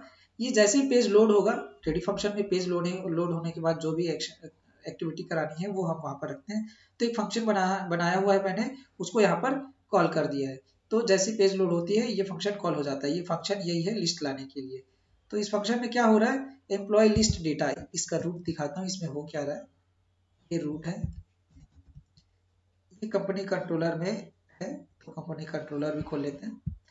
ये कंपनी कंट्रोलर में आपको ये लिस्ट दिखा रहा हूँ, ये लिस्ट है। यहाँ पर जो भी कंपनी है उसी के ही एम्प्लॉय दिखने चाहिए। तो उसका सेशन से मैंने आईडी उठाया कंपनी का, और ये फंक्शन मैंने इससे पहले भी बताया था, उसमें गए और टेबल का नाम यहाँ आ गया, वेयर कंडीशन आ गया, वेयर कंडीशन में कंपनी की आईडी आ गई और क्वेरी रन करके वापस रिटर्न कर दिया गया। तो रिटर्न करने के बाद वापस यहाँ पर आते हैं, इस क्वेरी में मिल गई, और यहाँ पर मैंने एक वेरिएबल लिया और उसमें टेबल का जो हेडिंग है वो यहाँ पर क्रिएट कर लिया। यहाँ पर काउंट कर रहे हैं कि कितने रो मिल रहे हैं, और ये डाटा अरे क्या है, ये वेरिएबल है, इसमें ये अरे है कंपनी, वो वेयर कंडीशन के लिए ही है। इसको भी मैंने आपको दिखाया था, इसको फिर से दिखाता हूँ आपको। इसमें वही काउंट करने का है, यहाँ पर टेबल का नाम आता है, ये वेयर कंडीशन है, और कितने रो मिल रहे हैं ये काउंट करके यहाँ पर इसको देगा। तो यहाँ पे हमको मिल जा रहा है कितने रो हैं, और एक से मतलब शून्य से ज्यादा रहा मतलब ठीक है, शून्य से ज्यादा ही रहने चाहिए, तो इसमें ये आएगा, नहीं तो फिर ये इसके अंदर नहीं जाएगा, क्योंकि हमने लूप चलाया हुआ है ना। मैंने एक वेरिएबल लिया और उस आई नाम का, और उसमें वन वैल्यू सेट कर दी, ये टी बॉडी डेटा जो है बनाया एक, और उसमें एक ब्लैंक वैल्यू सेट कर दी। अब लूप चलाते हैं, लूप चलाते हैं तो वहाँ ये जो क्वेरी आई हुई है ऊपर से, कहाँ गया, ये तो ऊपर था, ये जो क्वेरी आई हुई है 101 में, इसको मैंने लूप चला के ये रिजल्ट लिखना है हमको, ताकि वो उसका पूरा डेटा हमको मिल पाए, और लूप चलाया मैंने। तो ये जो दिख रहे हैं ये टेबल के फील्ड है, और इसमें ये आ रहा है, तो तीर का निशान लगा के इतना बस लिखेंगे तो उसकी वैल्यू मिल जाएगी। इसमें पूरी वैल्यू नहीं है, इसमें अरे है, और उसमें से ये वैल्यू निकालने के लिए, नेम वैल्यू निकालने के लिए मैंने नेम लिखा, ईमेल निकालने के लिए ईमेल, वैसे ही बाकी के लिए है। और आईडी भी चाहिए हमको, तो मैंने यहाँ पर 2 बटन बनाया हुआ है, देख रहे हैं आप। और यहाँ पर मैंने फॉन्ट एवसन का जो आइकन है, एफ आइकन जिसको बोला जाता है, वो यहाँ पर यूज किया हुआ है, जिससे आपको ये भी पेन का जो निशान है वो दिख रहा है। यहाँ पर मैंने टाइटल दिया हुआ है, इसलिए आपको ये एडिट करके दिख रहा है, यहाँ पर रखने से डिलीट करके दिख रहा है, वो टाइटल है HTML का। और इस पे ये भी खास आपको ध्यान देना है कि इसका जो टाइप है ये बटन देना जरूरी है, नहीं तो पेज रिफ्रेश कर देगा ये। और यहाँ पर मैंने ये इसका जो कलर देने के लिए मैंने प्राइमरी लिया हुआ है, टाइटल दिया हुआ है एडिट, यहाँ पर एक फंक्शन को कॉल किया है एडिट डाटा को, और यहाँ पर ये आइकन लगाने के लिए मैंने ये लिखा हुआ है फॉन्ट और सब का वो है, और जैसे एडिट के लिए है वैसे ही डिलीट के लिए है, और ये NBSP तो दोनों के बीच एक स्पेस देने के लिए था। तो आगे आते हैं हम लोग एडिट वाले के लिए। पहले ये लिस्ट तो आई जा रही है, आप यहाँ पर से देख पा रहे हैं, ये पूरा डाटा इधर बन गया, और ये कहाँ जाके समा रहा है, इसमें जाके समा रहा है, टी बॉडी डेटा, जो कि यहाँ पर ब्लैंक हमने सेट किया था, और लूप चलने के बाद इसमें सारी वैल्यू सेट होती जाएगी, वही यहाँ पर आ रहा है, और जितना आया हुआ है उसी में हम लोग और ऐड करते जा रहे हैं। इस तरीके से जब तक ये लूप चलेगा तब तक ये करते जाएगा। फिर आगे क्या कर रहे हैं, टेबल को हम लोग एक साथ मर्ज कर रहे हैं। जो हेडिंग था ऊपर में मैंने हेडिंग जो बनाया था, यहाँ पर एक फुल टेबल नाम का वेरिएबल बना के टेबल का जो हेडिंग है और टेबल का जो डेटा है उसको हमने एक साथ रख दिया। टेबल डेटा में पूरे डायनेमिक डेटा जो आ रहे हैं वो हैं, और यहाँ पर स्टैटिक हमने जो ऊपर में डिफाइन किया था वो है, और टी बॉडी को मैंने यहाँ क्लोज किया और टेबल को भी क्लोज किया। और इसको फिर एक डेटा नाम का की बनाकर हमने यहाँ पास कर दिया, और ये तो हम जैसे सब में एक रिजल्ट भेजते हैं वैसा ही हमने की बनाया, सक्सेस इसमें वैल्यू भेजा, और अगर क्वेरी रन नहीं होती है तो ये एल्स में जाएगा और सक्सेस रिजल्ट में फिल मैसेज जाएगा। वापस आते हैं इधर हमारे लिस्ट पार्ट में। हमने अभी देखा था कि उसमें डेटा में पूरा टेबल आ रहा है, तो ये जो टेबल है ये पार्ट तो मैंने आपको एक्सप्लेन किया था, वही पार्ट है। और यहाँ पर मैंने ऑब्जेक्ट बनाया है, इस जो जेसन है उसको पार्स करके एक वेरिएबल में लिया, और यहाँ पर मैं चेक कर रहा हूँ कि सक्सेस उधर से आ रहा है कि नहीं। रिजल्ट में सक्सेस आ रहा है तो ठीक है, फेल आ रहा है तो फिर इसके अंदर नहीं आएगा। सक्सेस आ रहा है तो क्या करेंगे, एक की है रिजल्ट का और एक की है डेटा का। तो डेटा में पूरा का पूरा टेबल आ रहा है डायनेमिकली, तो उसको हमने एक आईडी है, हमने डेटा अंडरस्कोर लिस्ट के नाम से बनाई है, उसको आपको दिखाता हूँ यहाँ पर। ये इसमें वो आ जाएगा, इसके अंदर में आ जाएगा वो। और यहाँ पर मैंने आपको इससे पहले आपको बता रहा था मैं, ये HTML और टेक्स्ट में अंतर क्या है। टेक्स्ट केवल टेक्स्ट के लिए होता है और HTML जो होता है टेक्स्ट और HTML दोनों के लिए होता है। तो यहाँ पर मैं जो टेबल बन रहा है, टेबल टैग इसके अंदर में आ रहे हैं ना बन के, तो वो एक टेबल बना के इसको देगा और इस तरीके से हमको ये डायनेमिक जो टेबल है वो मिल जा रही है। अब आते हैं ये सर्च बॉक्स, और ये कैसे आ रहा है ड्रॉप डाउन, और यहाँ पर ये भी जो दिख रहा है वो, और इसका लुक भी कुछ अलग ही है। तो टेबल का मैंने क्या क्लास दिया है वो भी दिखा रहा हूँ आपको। हमारा जो कंट्रोलर है यहाँ पर है, हमने क्या क्लास दिया हुआ है टेबल के लुक के लिए। तो मैंने यहाँ पर टेबल करके क्लास लगाया हुआ है, टेबल बॉर्डर, और इसको एक आईडी दिया है। इस तरीके से यहाँ पर टेबल भी आ गया। अब ये क्या है, यहाँ पर वो जो मैंने दिखाया था आपको कि ये है ड्रॉप डाउन और ये सर्च बॉक्स हमने बनाया नहीं है, ये ऑटोमेटिक इनबिल्ट होके आ रहा है। किसके साथ आ रहा है, ये डेटा टेबल। ये डेटा टेबल फंक्शन जावास्क्रिप्ट का नहीं है, एक लाइब्रेरी मैंने लगाई हुई है, वो दिखा रहा हूँ आपको। ये लाइब्रेरी मैंने लगाई है, हाँ, यहाँ पर CSS के लिए है ये, उसके लुक के लिए है डेटा टेबल, CDN यूज़ किया हुआ मैंने। आप गूगल पे सर्च करेंगे डेटा टेबल तो आपको ये मिल जाएगा। और उसका जो जावास्क्रिप्ट, दो फाइलें लगती हैं हमको, एक जावास्क्रिप्ट का फाइल लगता है और एक CSS का फाइल लगता है। दो फाइलें लगती है तो फिर ये जो डाटा टेबल वाला फंक्शन है वो काम करता है। यहाँ पर टेबल की आईडी देनी है, मैंने अभी टेबल की आईडी यहाँ पर आपको दिखाई थी, ये वाली टेबल की आईडी है, वही आईडी मैंने यहाँ पर रखी। तो वो टेबल को टारगेट करेगा कि इस टेबल में ये डेटा टेबल की फंक्शनलिटी ऐड करनी है। तो फिर सर्च बॉक्स और ड्रॉप डाउन और नीचे में कितने रो है वो भी दिखाने लगेगा। तो हो गया लिस्ट की बात। अब आते हैं एडिट की ओर। एडिट वाला फंक्शन यहाँ पर हमने अभी देखा था कंट्रोलर में, ये एडिट फंक्शन यहाँ नीचे में हमने एडिट वाले में कॉल किया है ना, एडिट डेटा। यहाँ पर एम्प्लॉय आईडी पास हो रहा है।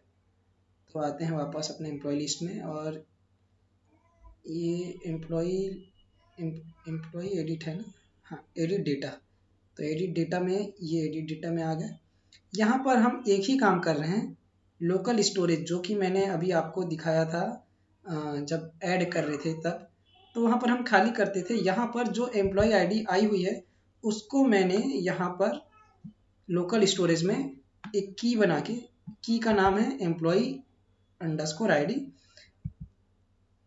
और इतने पार्ट को यूज़ करके मैं ऐड कर रहा हूँ और इतने ही पार्ट को यूज़ करके मेरे को एम्प्लॉय आईडी मिल जाएगी, क्योंकि इसको मैंने स्टोर कर दिया है। एक्सेस करने के लिए ये आईडी यूज़ करूँगा, और इसको करने के बाद मैं वापस ऐड एम्प्लॉय वाला जो पेज है उसमें रीडायरेक्ट कर रहा हूँ। तो जावास्क्रिप्ट से रीडायरेक्ट करने का तरीका ये मैं यूज़ कर रहा हूँ। इस पेज में चले जाएगा ऐड एम्प्लॉय में, और ये वाली डाटा को हम लोग वहाँ एक्सेस करेंगे। कैसे करेंगे, पहले ऐड एम्प्लॉय में चलते हैं, लोकल स्टोरेज में आईडी स्टोर हो जाएगी और हम ऐड एम्प्लॉय में पहुँचते हैं। तो फिर यहाँ पर हम प्रैक्टिकली देखते हैं, एडिट करके देख लेते हैं।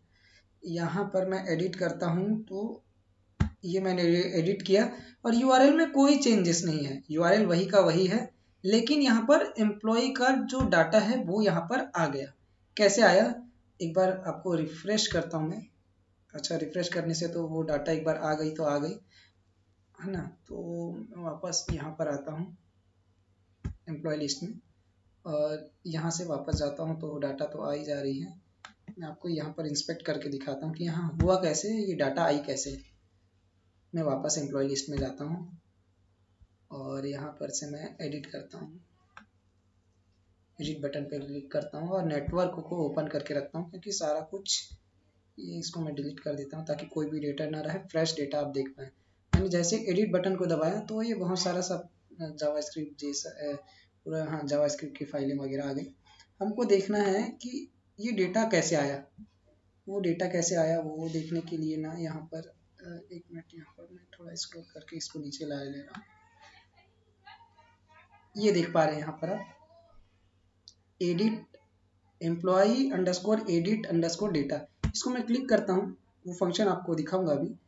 रिक्वेस्ट में क्या जा रही है, एम्प्लॉई आईडी 11 जा रही है और रिस्पॉन्स में काफ़ी सारा डेटा आ रहा है। तो इसके ऊपर चर्चा करते हैं हम लोग।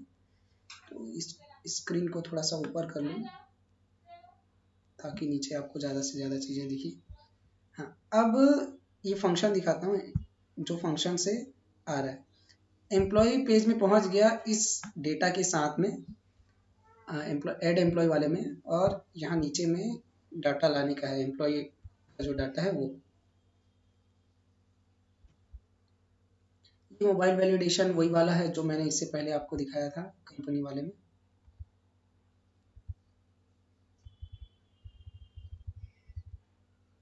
यहाँ पर एडिट डेटा है, हाँ ये वही वाली है जो कंपनी के लिए था, वैसे ही है भी। यहाँ पर हम एम्प्लॉय ये पास कर रहे हैं, ये कहाँ से आ रहा है, ये आ रहा है यहाँ से लोकल स्टोरेज। यहाँ पर चेक कर रहे हैं कि एम्प्लॉय आईडी खाली तो नहीं है, लोकल स्टोरेज में खाली है तो ये वाला जो है खाली नहीं रहेगा, तभी ये काम करेगा। और एडिट डाटा में जो भी लोकल स्टोरेज में आईडी आई है उसको ये डाल देगा, और ये फंक्शन को कॉल किया है गेट एडिट डेटा को, जैसे लिस्ट के लिए जो लिस्ट लाने वाला पेज था एम्प्लॉय का उसमें हमने किया था ना रेडी फंक्शन में, वैसे ही है। तो ये फंक्शन तभी काम करेगा जब एम्प्लॉय लोकल स्टोरेज में एम्प्लॉय आईडी उसमें रहेगी, नहीं रहेगी तो ये वाला फंक्शन कॉल नहीं करेगा। और एक बार ऐड कर देते हैं तो उसके बाद क्या होता है वो देखिए।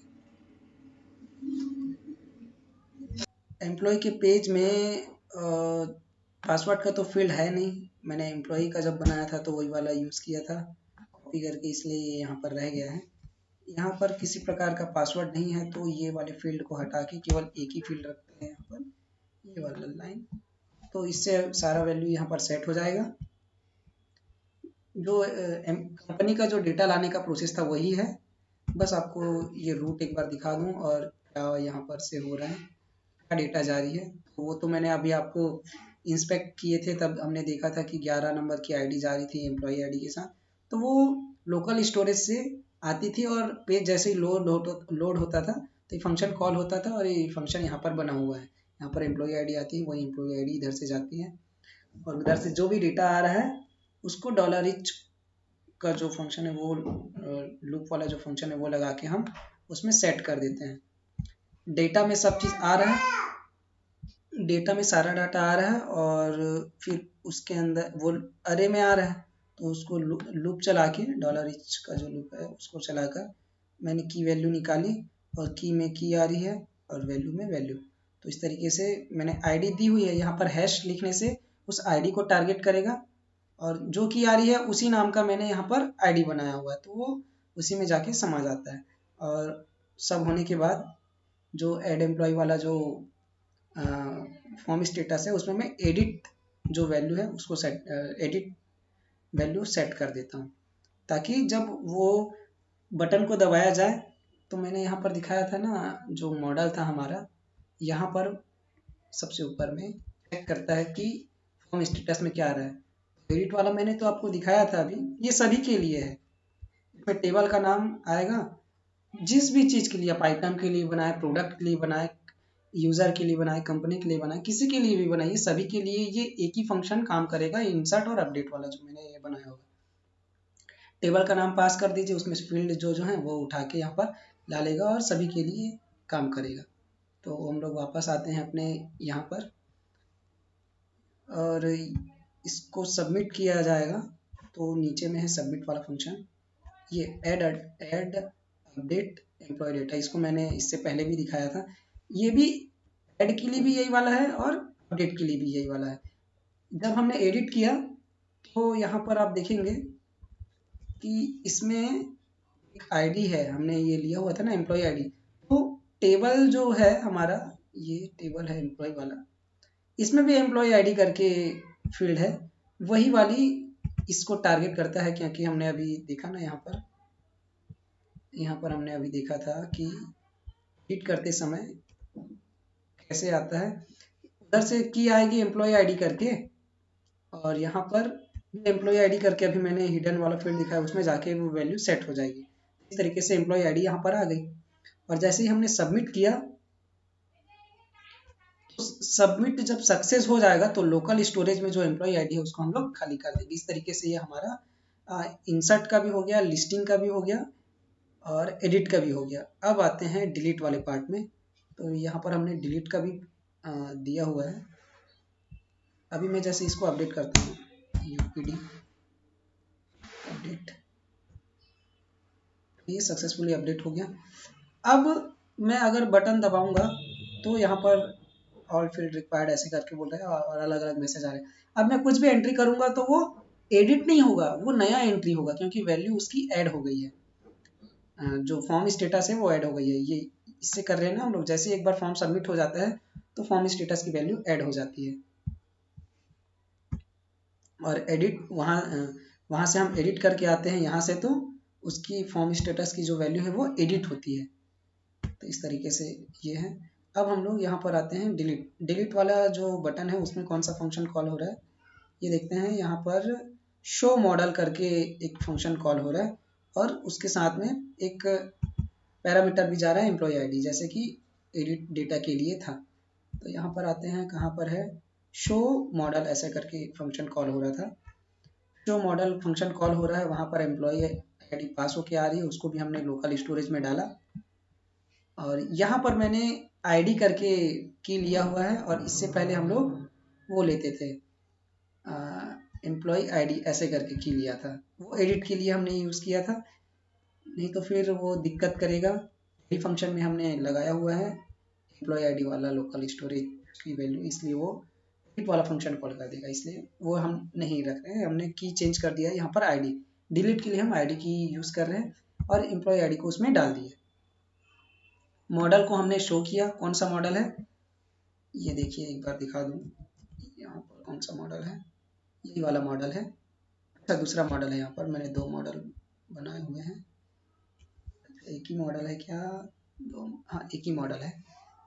रिस्पॉन्स मैसेज करके है, और इसमें ये मैसेज लिखा हुआ है are you sure to delete, are you sure to delete employee record. ये मैसेज पहले से लिखा हुआ है, और यहाँ पर दो बटन भी हैं, यस के लिए और नो के लिए।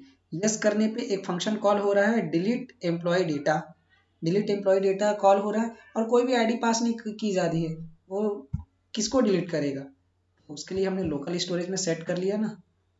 सबसे पहले लाइन बाय लाइन चलते हैं। शो मॉडल पे ये एग्जांपल मॉडल शो होगा, तो ये मॉडल है, एक बार आपको करके दिखाता हूँ। डायरेक्ट डिलीट नहीं होगा ये, सबसे पहले आपको यस या नो पूछेगा, उसके बाद ही डिलीट करेगा। अगर आप नो दबाएंगे तो कोई दिक्कत नहीं है, ये मॉडल को बस बंद कर देगा। जो उसका डिफ़ॉल्ट प्रॉपर्टी है ये डेटा डिसमिस, ये मॉडल को डिसमिस कर देगा। और अगर आप यस करते हैं तो क्या करेगा वो देखिए, लोकल स्टोरेज में जिसको भी डिलीट करना है उस जैसे आप शो मॉडल करते हैं तो लोकल स्टोरेज में जिसका भी जिस भी एम्प्लॉय का जो लिस्ट में है उसको आपने, जैसे अभी 3-4 और रिकॉर्ड है यहाँ पर, और आपने जिस भी एम्प्लॉय का डिलीट बटन दबाया है उसकी आईडी स्टोर हो जाएगी लोकल स्टोरेज में, और मॉडल ओपन हो जाएगा। और मॉडल ओपन होने के बाद जब आप यस बटन को दबाएंगे तो डिलीट एम्प्लॉय डेटा वाला फंक्शन कॉल होगा, और उस पर क्या होता है वो देखते हैं। ये फंक्शन है, और इस पर भी पोस्ट मेथड और बाकी सब चीज़ें सेम है, जैसा हमारा पिछला जो भी हमने अभी किया था वही है। यहाँ पर उधर से रिस्पॉन्स आ रहा होगा, उधर से सक्सेस आ रहा है, तो मॉडल शो हो, मॉडल जो है वो हाइड हो जाएगा। कौन सा मॉडल, जो ये दिखता है ना ये वाला मॉडल, ये मॉडल हाइड हो जाएगा। और क्या होगा, मैसेज, एक अलर्ट मैसेज आएगा कि एम्प्लॉय डिलीट हो गया है, और जो आईडी हमने सेट की थी उसको हम लोग खाली करेंगे। और जो टेबल है, ये जो टेबल दिख रहा है आपको, इस टेबल में जो भी रिकॉर्ड है पूरा खाली हो जाएगा। ये खाली करने का काम कर रहे हैं, और वापस उस लिस्ट को कॉल कर रहे हैं ताकि फ्रेश डेटा आए, डिलीट हुआ वाला डाटा ना आए, इसलिए ये वाला फिर से कॉल कर रहे हैं क्योंकि इसी से लिस्ट आती है। यहाँ पर आप देख रहे होंगे ना, ये एम्प्लॉय लिस्ट वाला ही फंक्शन है, ये लिस्ट वाला ही पेज है। तो जब पेज लोड होता है तो ये फंक्शन कॉल होती है और पूरे जो एम्प्लॉय का लिस्ट है वो दिखता है। डिलीट करने के बाद हमको फ्रेश लिस्ट चाहिए, इसलिए हमने पहले जो डिव है जिसमें पूरा टेबल है उसको पहले खाली किया और उसके बाद फिर से ये एम्प्लॉय लिस्ट वाला फंक्शन कॉल किया ताकि फ्रेश लिस्ट आ पाए। इस तरीके से ये हो गया। और डिलीट वाले में क्या हो रहा है वो आपको दिखाता हूँ फंक्शन में। तो डिलीट एम्प्लॉय डेटा में पहले रूट को चेक कर लेते हैं, रूट में कहाँ जा रहा है। ये मैंने फाइंड किया और यहाँ पर ये दिखा रहा है, यहाँ पर delete employee data company controller के अंदर में। तो ये कंपनी कंट्रोलर में आते हैं और यहाँ पर चेक करते हैं। यहाँ पर क्या हो रहा है, उधर से एम्प्लॉय डाटा पास की जा रही है, अजेक्स से भेजा जा रहा है। कहाँ से भेजा जा रहा है, ये भेजा जा रहा है ना पोस्ट मेथड से। तो पोस्ट मेथड से यहाँ पर जो भेजा जा रहा है उस डाटा को हमने लाया और जो डिलीट डेटा करके एक मैंने बनाई हुई है मॉडल में फंक्शन, उसमें आते हैं। यहाँ पर टेबल है, यहाँ पर वेयर कंडीशन है, तो वेयर कंडीशन को यहाँ पर मैंने लिखा और डिलीट करना है। तो ये डिलीट प्रीडिफाइंड फंक्शन को यूज़ कर रहे हैं और टेबल का नाम यहाँ डाल दिए और जो भी क्वेरी रन हो रही है तो इसको एक वेरिएबल में स्टोर किया है तो रिटर्न भी कर दे रहे हैं यहाँ पर से। और रिटर्न होके ये वापस यहाँ पर जाएगा कंट्रोलर में। क्वेरी अगर रन होती है तो यहाँ पर चेक कर रहे हैं, रिजल्ट सक्सेस जाएगा। और अगर रन नहीं हो रही है, कोई भी दिक्कत आ रही है तो ये फेल जाएगा। और वही चीज़ को हमने यहाँ पर किया हुआ है कि इधर से सक्सेस आ रहा है तो ये होगा और फेल आ रहा है तो कोई दिक्कत ही नहीं है।